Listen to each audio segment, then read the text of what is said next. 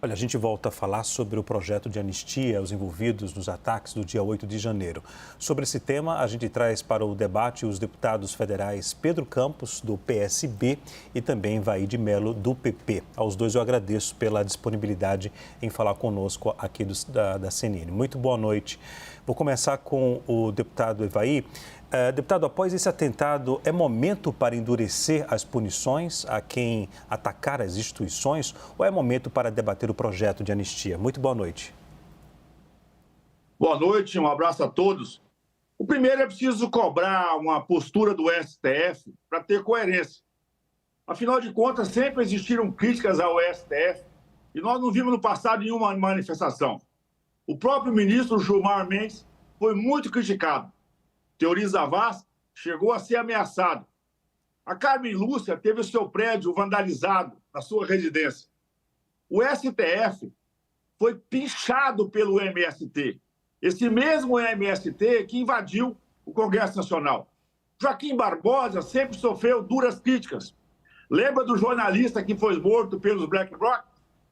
O PT sempre trabalhou nas destruição dos ministérios. E nós nunca vimos do STF esse sangue no olho que está no Alexandre de Moraes agora para poder punir esses atores.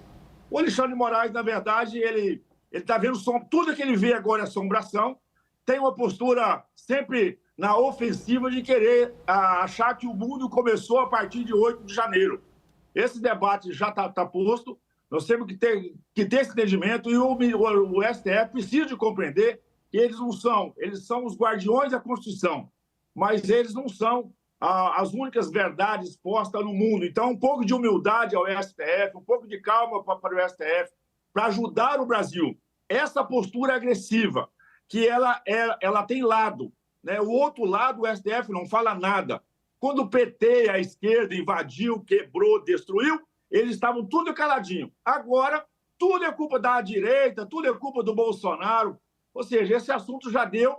O Alexandre de Moraes precisa de realmente ser recolhido ao seu lugar, cumprir o seu papel constitucional. A gente acha, sim, que tem que fazer um amplo movimento para que possamos reconstruir tudo isso. Ninguém está defendendo aqui vandalismo, ninguém está defendendo nada. As pessoas que tiver comprovação de punição têm que ser punidas. Agora, essa punição coletiva que o STF está dando para essas pessoas que tiveram ação no Alto de Janeiro. Isso é uma vergonha. Isso mancha a história da República do país. Se nós tivéssemos feito isso no passado, a Dilma estaria presa, a Miriam Leitão estaria presa, muitos militantes da esquerda hoje estariam presos porque eles praticaram terrorismo, assassinato, mortes, sequestros, e o STF, ao longo da história, não estou julgando aqui pessoa, estou julgando processo, o STF sempre tratou de um peso. Agora, ele mudou essa postura. Portanto, isso é muito ruim para o país. A instabilidade que se cria com esse tipo de comportamento, na verdade, aflora um fato isolado. Né? Muita gente está querendo ligar esse fato dessa tragédia de ontem, né? Desse suicídio de ontem, a 8 de janeiro. Mas a facada do Bolsonaro, então, foi o quê? Então, por que um fato isolado de ontem é ato de terrorismo? Inclusive, eles não acreditam que o cara tenha feito isso sozinho. Pelos quadros que nós temos, pela vivência, pelos deputados que estiveram com ele, inclusive, na Câmara dos Deputados. Já tinham falado do comportamento e da postura dele, mas eu não vejo o STF questionando nada ao Edélio por aquela facada lá. Aí a própria Polícia Federal e o STF insistem que aquilo é um fato isolado. Então está ficando feio, está ficando insustentável esses dois pesos, duas medidas que o STF tem tratado esses temas. Senhores, eu vou pedir para, se possível, cada um responder mais ou menos com 2 minutos para poder a gente equilibrar o tempo de cada um, tá ok? Deputado Pedro Campos, após esse atentado, é momento para endurecer as punições a quem atacar as instituições ou é momento para debater o projeto de anistia? Boa noite.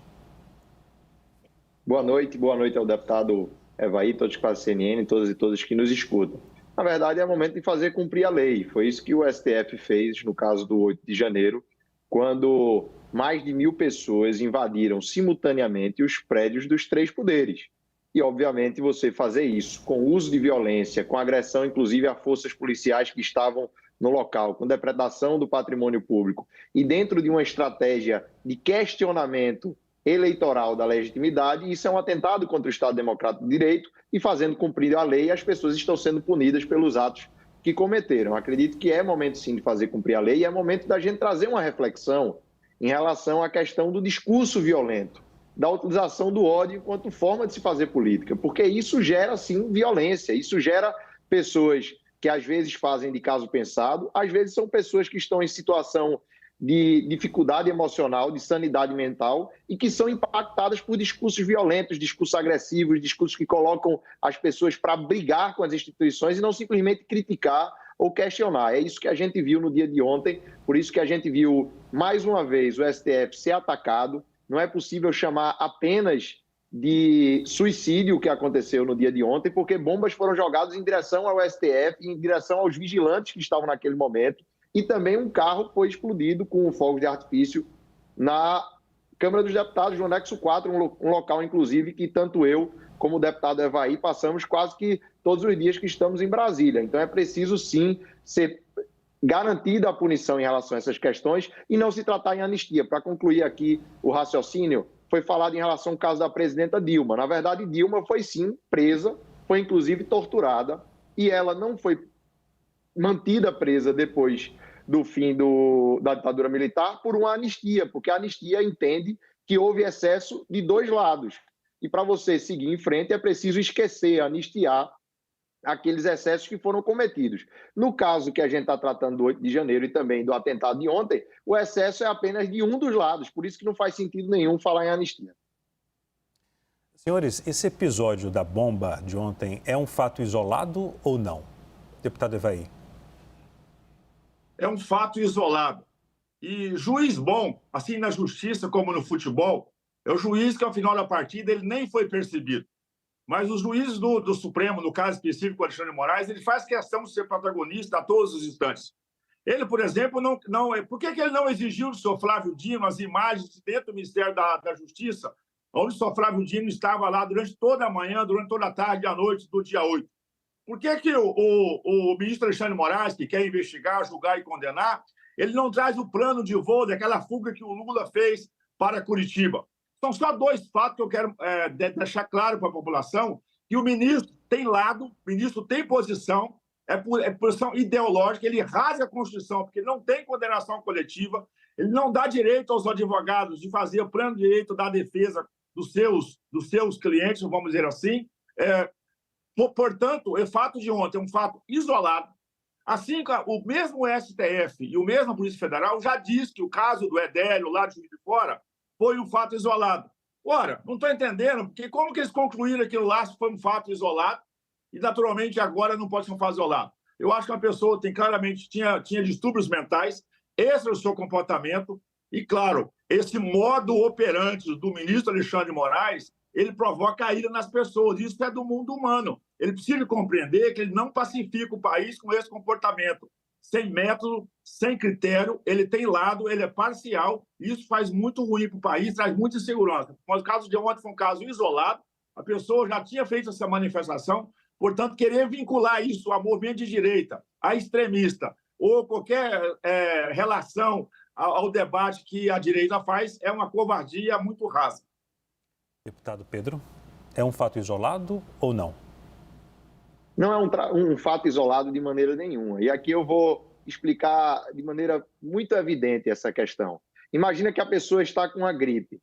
A pessoa vai ter a garganta ruim, vai estar mole, vai ter febre. São vários sintomas de uma mesma doença. É isso que está acontecendo no Brasil. O 8 de janeiro, a situação que aconteceu ontem, são sintomas diferentes de uma mesma doença, que é a radicalização da política, é o discurso de ódio, é não entender a importância do Estado Democrático de Direito, a importância do pensamento diferente, a importância de respeitar a opinião dos outros e achar que é possível, por exemplo, como disse o próprio presidente Bolsonaro, metralhar a petezada do Acre ou qualquer coisa desse sentido. Esse discurso é o que gera na cabeça das pessoas a violência. E é uma doença que é sistêmica, que muitas vezes não precisa ter um comando direto. Mas quando você vê as pessoas de manhã, de tarde e de noite, na Câmara dos Deputados, nas redes sociais, líderes influentes, utilizando do ódio enquanto forma de fazer política, é natural que esse ódio se dissemine, se espalhe e que isso gere vários sintomas, como foi o 8 de janeiro, como foi também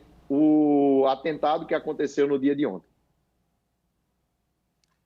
Senhores, obrigado pela participação aqui na CNN. Mais uma vez, eu agradeço pela disponibilidade. Obrigado ao deputado Evair de Mello e também ao deputado Pedro Campos. Até a próxima.